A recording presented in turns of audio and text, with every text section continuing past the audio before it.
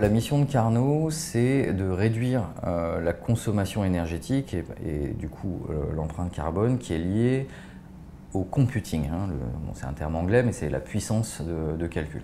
On est spécialisé dans un domaine qui est ce qu'on appelle le HPC, High Performance Computing, et on a créé ce qu'on appelle le High Efficiency Computing. Donc c'est comment faire du calcul intensif de manière efficace. Alors pourquoi? Parce que cette puissance de calcul informatique dans le monde ne fait que augmenter depuis 40 ans. Bon, il y a la loi de Moore d'un côté qui augmente l'efficacité des processeurs, mais de l'autre, il y a la demande qui croît beaucoup plus vite. C'est ce qui fait qu'il y a de plus en plus de data centers, qu'aujourd'hui le monde des data centers consomme 2 à 3, voire peut-être plus % de l'électricité mondiale, et ça n'est pas prêt de s'arrêter. Et l'approche de Carnot, c'est une approche alternative qui est de dire distribuons la puissance informatique dans des bâtiments qui peuvent récupérer cette chaleur produite, ce qui permettra d'avoir plus de puissance informatique demain avec une empreinte carbone qui est bien meilleure. Carnot, historiquement, on a commencé par faire des radiateurs, vous en avez un exemplaire ici. On a déployé ça principalement dans des bâtiments de logements sociaux. Pour 2 raisons.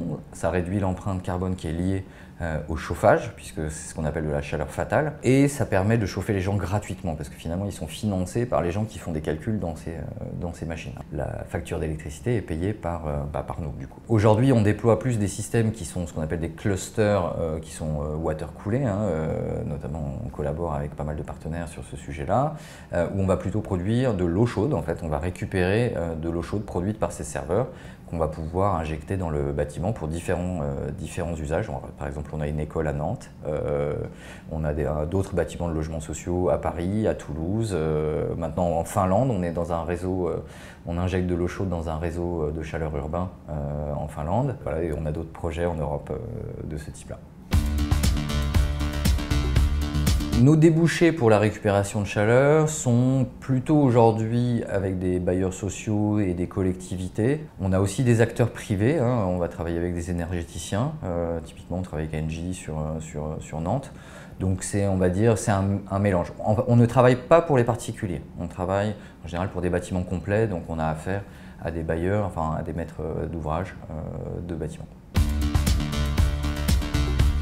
Il y a de la concurrence qui s'est développée. Nous, on s'est créé il y a 10 ans. Au début, on passait un peu pour des extraterrestres. Puis, des initiatives se sont créées, donc d'autres startups dans différents pays d'Europe, aussi en France, donc qui se sont plus focalisés sur le hardware. C'est-à-dire qu'il y a des gens qui se sont, par exemple, dit tiens, on va faire des systèmes à bain d'huile, on va faire des ballons thermodynamiques. Ce qui est particulier quand même à Carnot et qui fait notre force, c'est qu'on a surtout développé toute la couche logicielle qui permet de piloter du calcul informatique sous contrainte énergétique. Donc après, on peut l'appliquer à un radiateur, on peut l'appliquer à un cluster dont on va récupérer l'eau chaude, on peut appliquer ça peut-être à du matériel fabriqué par d'autres.